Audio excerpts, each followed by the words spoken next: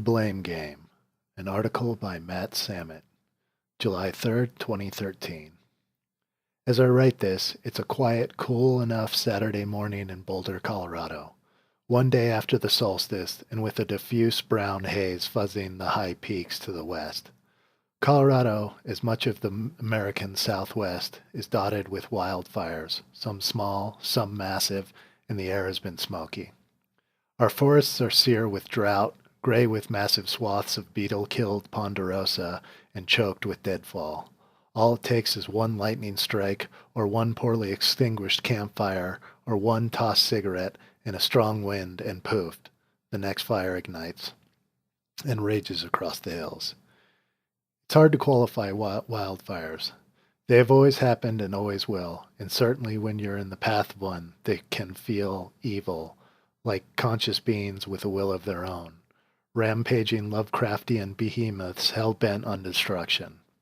With all the newer homes and so many Colorado towns in the wildland-urban interface, the toll these fires takes on humans, from the destruction of property to the loss of life, is tragic. But is a fire burning by itself up in the mountains with no one around similarly tragic? It's long been known that fires are natural occurrences that also restore forests by thinning the canopy and clearing old trees' deadfall and making room for new growth. So perhaps in the end it's difficult to put a value judgment on a wildfire. It's simply there. It simply is. We fight the fires that threaten us because that is mankind's way, to protect what is ours and to survive. I have similar sentiments about the whole psych med withdrawal recovery conundrum. It's simply there. It simply is.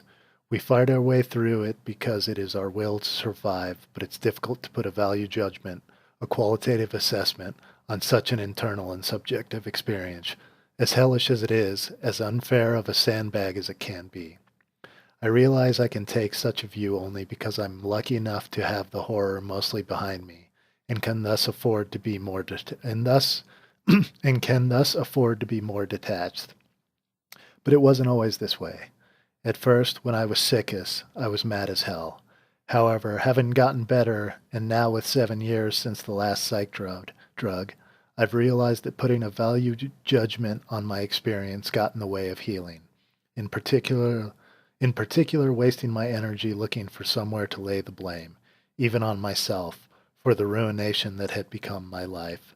Or worse yet, having my energy drained by others looking to blame me for what I was going through and how my struggle had impacted their lives.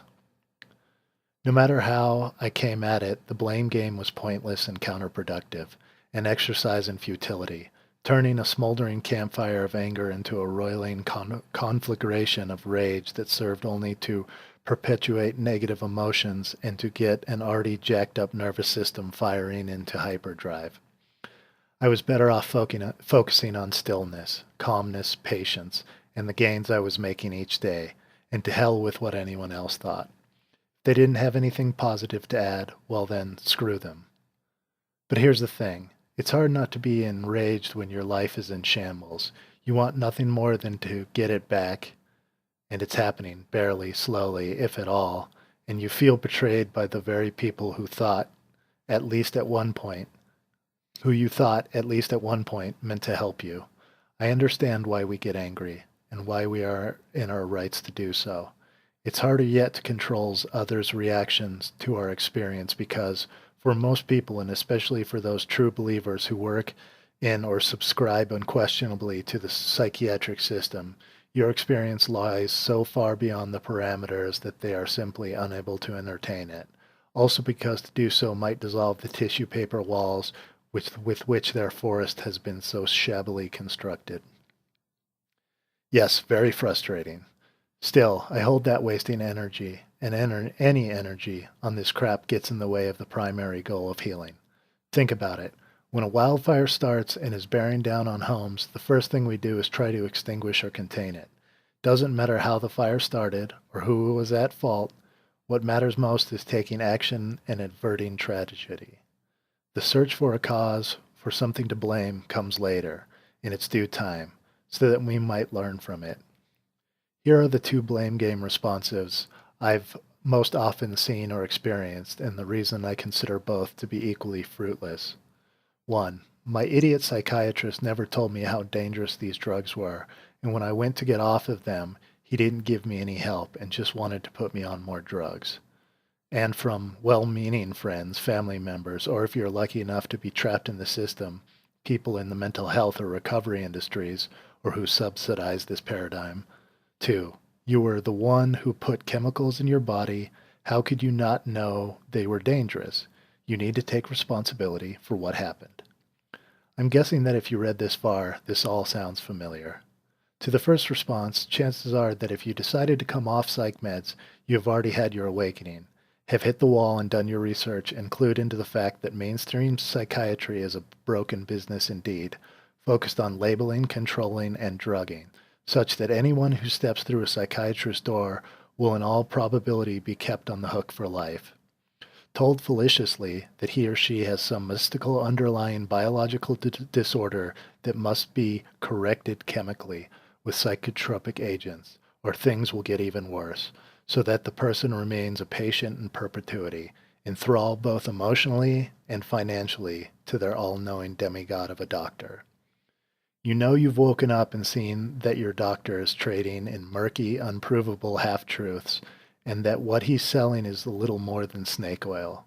So really, is it too surprising that this person, operating with his or her hermetic reality, is going to be less than supportive in your quest to break free from his care?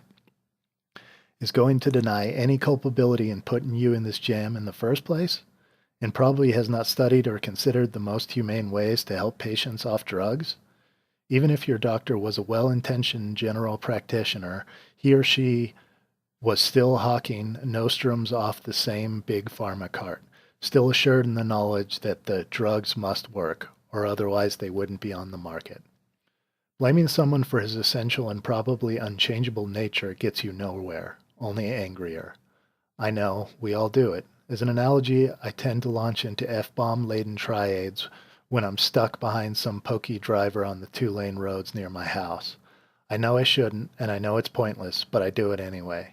But really, the simplest solution is either to distract myself and think about something else, or to bide my time and then pass the other car without investing any emotional energy into the scenario. Along the same lines, railing on your psychiatrist for doing what most psychiatrists do simply wastes your energy, energy that would be better spent tending to yourself. Now to the second response. For whatever reason, the whole addict makes good model seems to be primary way in which people conceptualize stories of chemical damage to the body and the brain, as in you need to work the steps and atone for the damage and get right with yourself or whatever, or it's all going to happen again because of your broken thinking. What a bunch of rot. If you really want to change your life and not lean on pills or substances of any kind, you can and will. It takes determination, insight, and willpower, but we all have these attributes inside of us. A few criticisms I've received from family, friends, and also in response to sharing my story in a book were that I wasn't taking full responsibility for what happened, as if only in doing so could I truly heal, or somehow by accepting full blame for my drugged up past. I was both on prescribed meds and also had substance abuse issues. Proved myself worthy of rejoining the human race. We love to look down on our junkies, and in my case I was addicted to, dependent on, strung out on benzodiazepines, which in addition to being particularly addictive are also quite difficult to withdraw from, and can also foster recreational abuse. But again, whatever. Your brain and compromised neurons care little on social or psychological level how they came to be damaged, or how you're going about ingesting the chemicals. They desire only to find their way back to equilibrium, and negative messages hurled your way from people who take an absolute stance on chemical dependency serve only to obstruct healing. I need think only of the substance abuse groups I attended for a time in western Colorado. On most days, our facilitator was a kind, even-tempered, open-minded woman, and the group discussions went well and had honesty and emotional resonance to them. But one day, when she couldn't make it, we had a substitute.